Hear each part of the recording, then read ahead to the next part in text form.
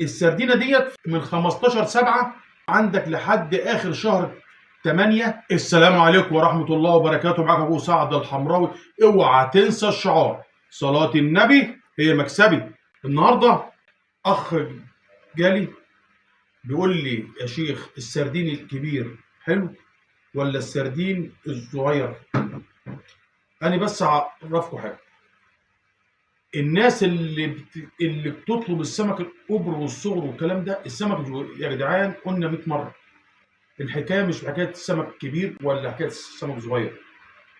حكايه السمكه تبقى سمينه والسمكه تبقى طازه، دي اهم حاجه. النهارده انا هتكلم على السردين. ادي سردينه كبيره ودي سردينه صغيره. احنا بنقول عليها ايه؟ استردنا. السردينه عليها استردنا، يعني ديت الصغيره. تمام.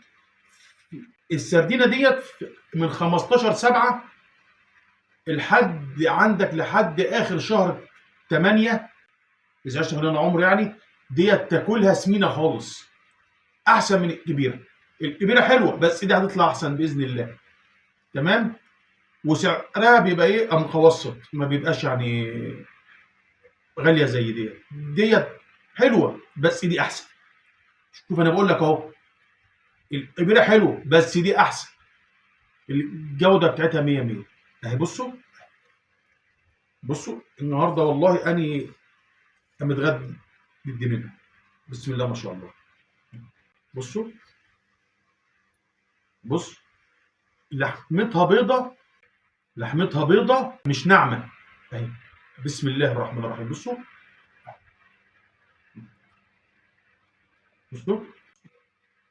السمكه سمينه خالص وما فيهاش شوك.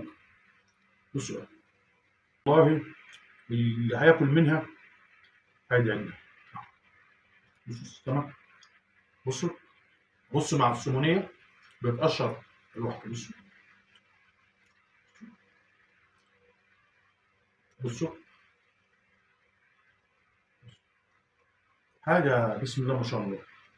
فنصيحه مني: السردين الكبير حلو، طب بالنسبه للناس اللي هي ما بتعرفش تاكل سردين كده صغير، بس دوت روعه في الاكل، احسن منه.